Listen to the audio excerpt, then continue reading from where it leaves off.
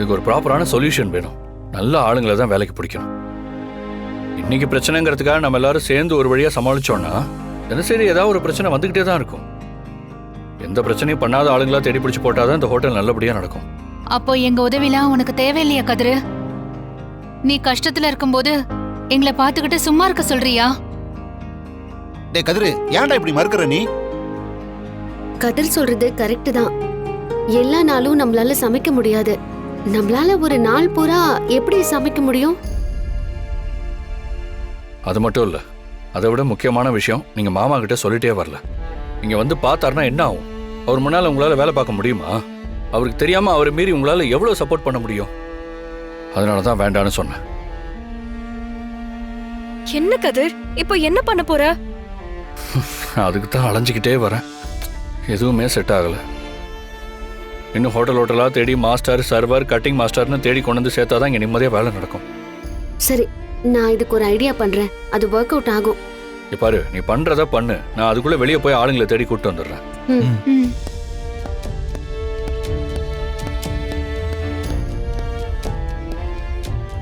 பெரியம்மா, என்ன செய்யறது? என்னத்த சொல்றது? நம்ம குடும்பத்தோட உதவியவே அவன் வேண்டான்னு சொல்றானே, அப்புறம் நம்ம என்ன பண்ண முடியும்?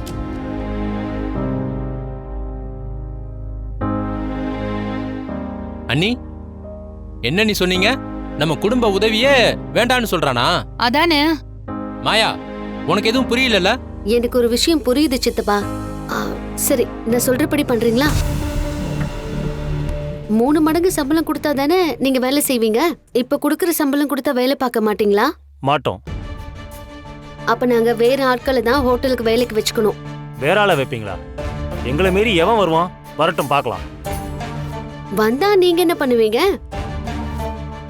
டேய், பொருள் எடுத்துட்டு வாங்கடா.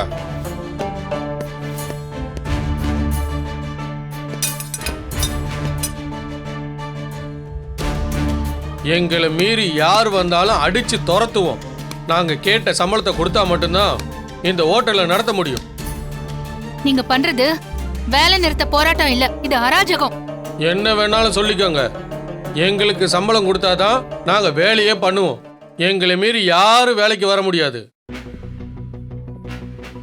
இப்ப வரப்போற ஆளுங்களை பார்த்துட்டு நீங்க முடிவு பண்ணுங்க. வரட்டும் வரட்டும். யார் பேச்சையோ கேட்டுக்கிட்டு நீங்க வேலையை இழக்க போறீங்க.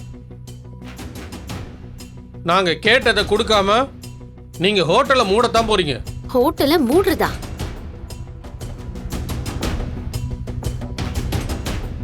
நம்மள மீறி யார் வந்தாலும் பாத்துக்கலாம். எவன் வந்தாலும் அடிக்கிற அடியில தலை தெரிச்சு ஓடணும். பாத்துக்கலாம். பிரகாஷ், நம்மள மீறி யாரும் வரமாட்டாங்க. பாத்துக்கலாம் பாத்துக்கலாம்.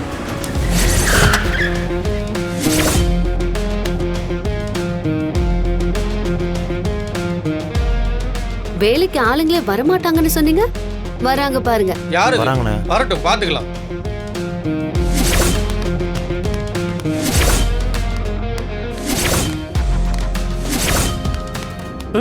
ஐயோ, என் பொண்டாட்டி வரா. ஐயோ, என் பொண்டாட்டி வராளே. சார், என் தங்கச்சி வரா சார். சார், என் தங்கச்சியும் வரா சார்.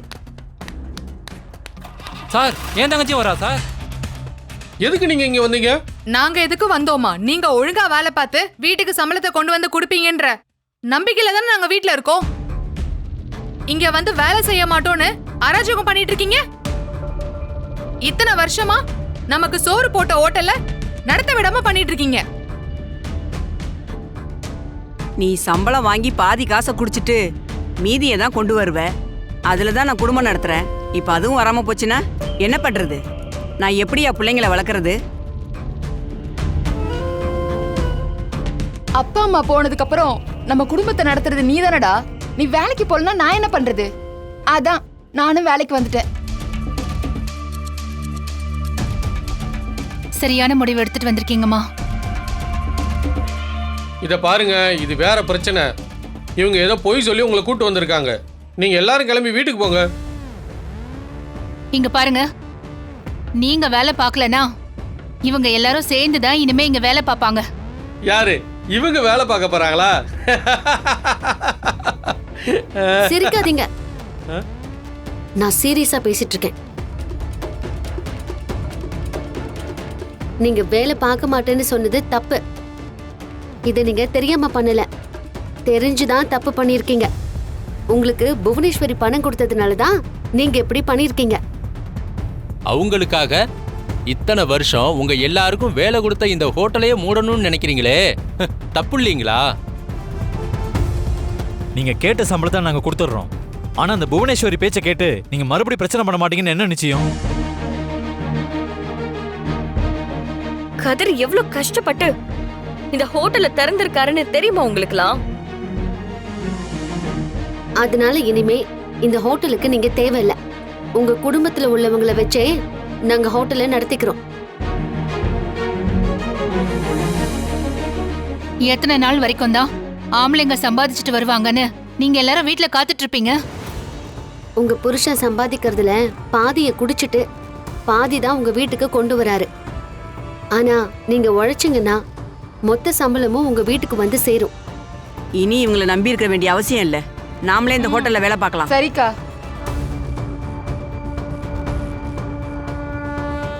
இதெல்லாம் ஆம்பளைங்க செய்ய வேண்டிய வேலை, உங்களால செய்ய முடியாது. நீங்க கிளம்புங்க. எந்த காலத்துல இருக்கீங்க? இந்த வேலையை தான் ஆம்பளை செய்யணும், இந்த வேலையை தான் பொம்பளை செய்யணும்னு அப்படிலாம் இப்போ ஒரு அவசியமும் இல்ல. எல்லா வேலைகளையும் பெண்கள் செய்றாங்க.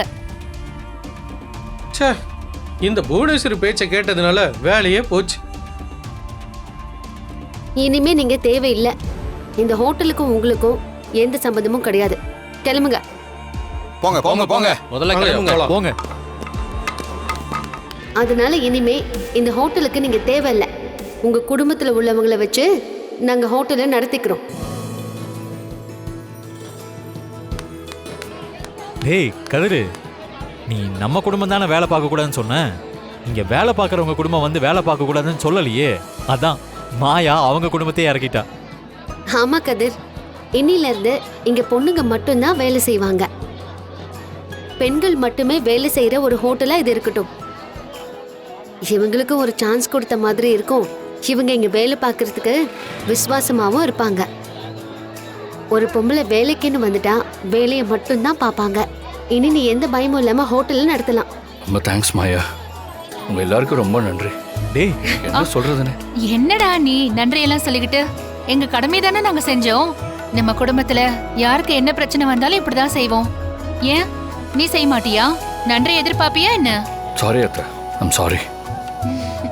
சரி, மாஸ்டர் எப்படி பிடிச்சீங்க? ஹோட்டலுக்கு மாஸ்டர் தானே ரொம்ப முக்கியம். பெஸ்ட் மாஸ்டரே நமக்கு கிடைச்சாச்சு. யாரு? வா காட்டுறேன். அதுலதான் பெரிய ட்விஸ்டே இருக்கு. போங்க போங்க. போடா சீனு. நல்லா சாப்பிடுங்க. சரிங்க சார்.